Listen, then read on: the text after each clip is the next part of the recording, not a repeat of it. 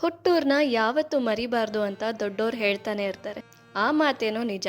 ಈ video speciality ಏನು ಅಂತ ನಿಮ್ಗೆ ಆಲ್ರೆಡಿ ಥಂಬ್ನೇಲ್ ನೋಡಿ ಗೊತ್ತಾಗೇ ಆಗಿರುತ್ತೆ.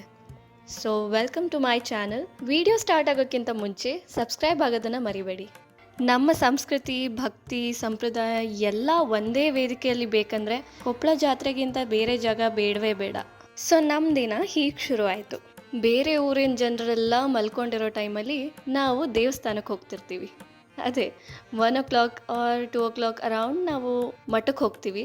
ಹಾಗೆ ಹೋಗೋ ದಾರಿಲಿ ಎಷ್ಟೊಂದು ಲೈಟಿಂಗ್ಸ್ ಎಲ್ಲ ಮಾಡಿದ್ರು, which was really good. Because ನಾವು ಬೆಳಗ್ಗೆ ಹೋಗಿದ್ವಲ್ಲ, ಸೊ ಕತ್ಲಲ್ಲಿ ತುಂಬ ಚೆನ್ನಾಗಿ ಕಾಣ್ತಿತ್ತು. ಹಾಗೆ ಎಂಟ್ರೆನ್ಸಲ್ಲೇ ತೇರನ್ನು ಇಟ್ಟಿದ್ರು. ರಥ ಅಂತೀವಲ್ವಾ, ಅದೇ ತೇರನ್ನು ಹೊರಗಡೆ ಇಟ್ಟಿದ್ರು. ಕೊಪ್ಪಳ ಜಾತ್ರೆಯಲ್ಲಿ ರಥ ಇಲ್ಲ ಅಂದರೆ ಹೇಗೆ ಹೇಳಿ? ಅದೇ ತಾನೇ ಮೇನ್ ಇಂಪಾರ್ಟೆಂಟ್. ಹಾಗೆ ರಥ ನೋಡಿಕೊಂಡು ಮಠಕ್ಕೆ ಎಂಟ್ರಿ ಆಗ್ತಿದ್ವಿ. ಆವಾಗ ಮರಕ್ಕೆಲ್ಲ ಲೈಟಿಂಗ್ಸ್ ಹಾಕಿದ್ರು. ಹಾಗೆ ಇಡೀ ದೇವಸ್ಥಾನನೇ ತುಂಬ ಚೆನ್ನಾಗಿ ಅಲಂಕಾರ ಮಾಡಿದರು ಹೂಗಳಿಂದ. ಎಷ್ಟು ಚೆನ್ನಾಗಿತ್ತು ಗೊತ್ತಾ ನೋಡೋದಕ್ಕೆ. ಟೈಮ್ ನೋಡಿದ್ರೆ 1 o'clock ಆಗಿತ್ತಲ್ವ, ಯಾರು ಬಂದಿರಲ್ಲ ಅಂತ ಅಂದ್ಕೊಂಡ್ರೆ ಅಯ್ಯೋ ನೋಡಬಾರ್ದು, ಅಷ್ಟೊಂದು ಜನ ಬಂದಿದ್ರು ಗೊತ್ತಾ.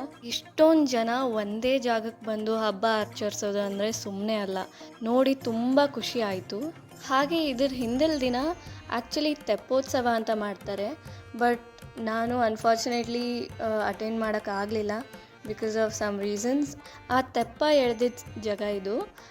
ನೀವು ನೋಡ್ಬೋದು, ತೆಪ್ಪ ಇನ್ನೂ ಅಲ್ಲೇ ಇದೆ. ಹಾಗೆ ದೇವಸ್ಥಾನ ಒಳಗಡೆ ಹೋಗೋವಾಗ ತುಂಬ ಜನ ಪ್ರದಕ್ಷಿಣೆ ಹಾಕೋದನ್ನು ನೋಡ್ಬೋದು. ಸೀರಿಯಸ್ಲಿ ದೇವಸ್ಥಾನ ಮಾತ್ರ ಜಿಗಿ ಜಿಗಿ ಅಂತ ಇತ್ತು. ಆದರೆ ಅದರಲ್ಲಿ ಏನೋ ಒಂಥರ ಖುಷಿ ಅಲ್ವಾ.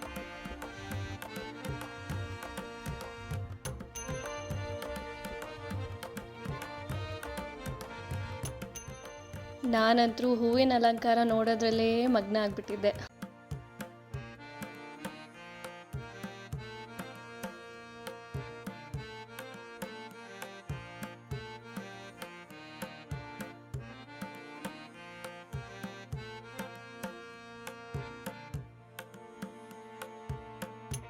ಆ್ಯಸ್ ನಾನು ಆಲ್ರೆಡಿ ಹೇಳಿದೆ, ಲೈಟಿಂಗ್ಸ್ ಎಲ್ಲ ಹಾಕಿದ್ರು ಅಂತ ತುಂಬ ಚೆನ್ನಾಗಿ ಬೆಳಕು ಬರ್ತಿತ್ತು.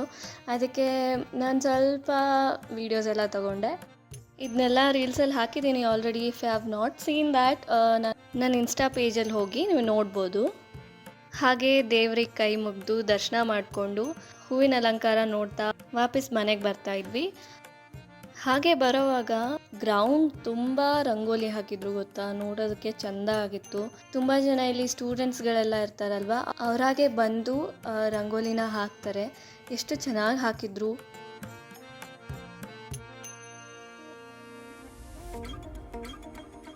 ಮನೆಗೆ ಬಂದು ಟಿಫಿನ್ ಮಾಡಿ ರೆಸ್ಟ್ ಮಾಡೋ ಹೊತ್ತಿಗೆ ಮಧ್ಯಾಹ್ನ ಆಗೋಗಿತ್ತು. ಸೊ ಎಲ್ಲರೂ ರೆಡಿಯಾಗಿ ತೇರು ಎಳೆಯೋದನ್ನು ನೋಡೋದಕ್ಕೆ ಹೋಗ್ತಿದ್ವಿ. ಅಬ್ಬಬ್ಬಾ, ಎಷ್ಟು ಬೇಗ ಹೋದರೂ ಕೂಡ ಜನ ಸಾಗರ. ಇಷ್ಟೊಂದು ಜನ ನೋಡಿದಾಗೆಲ್ಲ ಅನಿಸುತ್ತೆ ಅಲ್ವಾ, ನಮ್ಮ ಮಣ್ಣಿನ ಸೊಗಡೆ ಬೇರೆ ಬಿಡಿ ಅಂತ. ತಲೆ ಮೇಲೆತ್ತಿದ್ರೆ ಸಾಕು, ಡ್ರೋನ್ಗಳು ಕಾಣಿಸ್ತಾನೆ ಇರ್ತವೆ. ಅಷ್ಟೊಂದು ಡ್ರೋನ್ಸ್ ಗೊತ್ತಾ.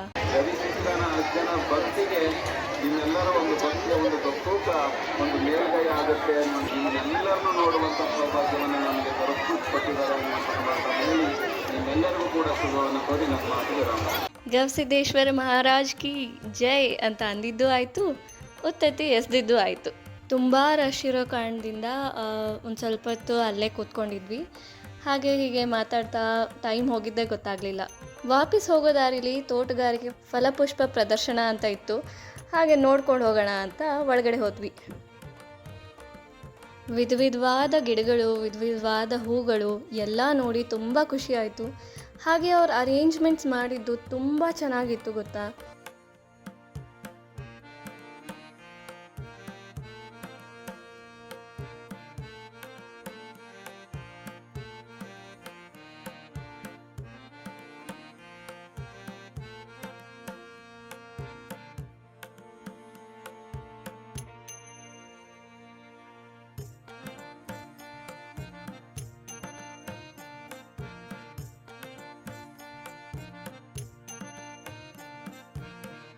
ಅಷ್ಟು ಹೊತ್ತಿಗೆ ಫಸ್ಟ್ ಡೇ ಮುಗೀತು. ಸ್ವಲ್ಪ ದಿನ ಆದಮೇಲೆ ಮತ್ತೆ ಮನೆಯಲ್ಲಿ ಜಾತ್ರೆಗೆ ಹೋಗೋಣ ಅಂತ ಅಂದರು. ಸೊ ಆಯಿತು ಬಿಡಿ ಅಂತ ಹೇಳಿ ಮನೆಗೆ ಹೋಗ್ತಿದ್ದೀನಿ. ಮತ್ತೆ ಏನು, ತೇರು ಎಳೆದನ್ನೇ ಜಾತ್ರೆ ಅಂದ್ಕೊಂಬಿಟ್ರಾ? ನೋ ವೇ, ವೆರೈಟಿ ಆಗಿರೋ ಶಾಪ್ಸ್ನ ನೋಡ್ಬೇಕಲ್ವಾ. ಅಮ್ಮಂದ್ರ ಜೊತೆಗೆ ಬಂದಾಗ ಗೊತ್ತಲ್ವಾ ಶಾಪಿಂಗ್ ಏನು ಅಂತ. ಅಡುಗೆ ಐಟಮ್ಸ್ ಫಸ್ಟ್, ಅದನ್ನು ಬಿಟ್ಟು ಬೇರೆ ಕಡೆ ಹೋದರೆ ಬೀಳ್ತವೆ. ಈ ಸರ್ತಿ ಜಾತ್ರೆಯಲ್ಲಿ ಪ್ರತಿ ಸರ್ತಿ ಬರೋ ಥರನೇ ಡಿಫ್ರೆಂಟ್ ಟೈಪ್ಸ್ ಆಫ್ ಬ್ಯಾಂಗಲ್ಸ್.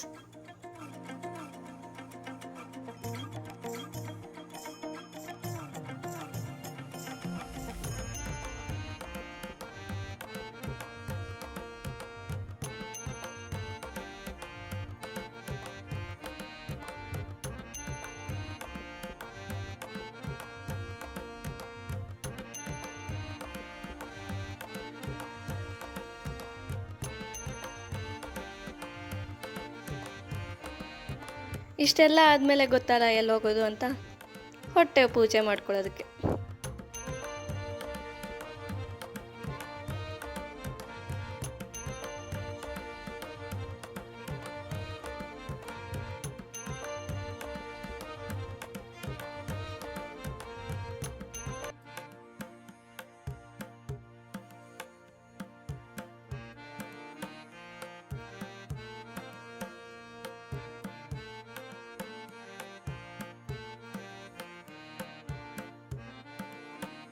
ಹೊಟ್ಟೆ ಪೂಜೆ ಆದಮೇಲೆ ಇನ್ನೊಂದು ರೌಂಡ್ ಶಾಪಿಂಗ್. ಬೇಕೋ ಬೇಡವೋ ಎಲ್ಲ ನೋಡ್ತಾ ಹೋಗಬೇಕು.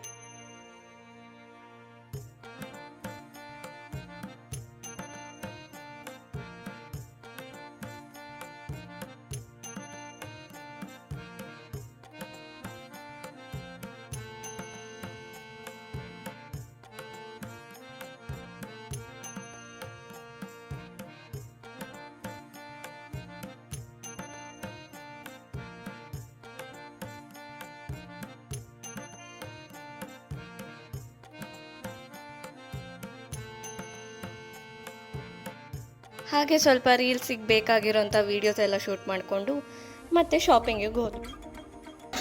ಮಜ್ಜಿಗೆ ಮಾಡೋದು.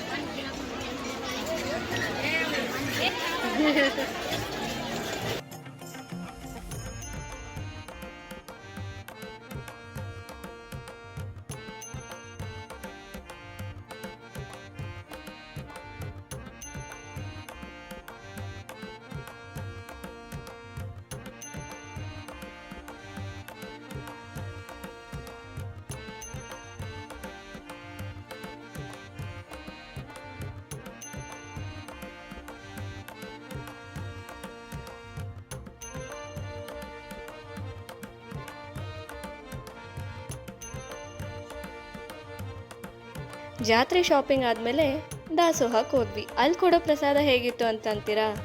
It was amazing. ಹೀಗಿತ್ತು ನಮ್ಮ ಜಾತ್ರೆ.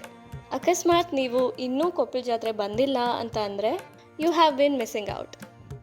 ಒನ್ ಟೈಮ್ ಬಂದು ಹೋಗಿ, ಫ್ಯಾನ್ ಆಗಿಬಿಡ್ತೀರಾ. ಹಾಗಿದ್ರೆ ಮತ್ತೆ ಸಿಗೋಣ, ಸರಿನಾ? ಬಾಯ್.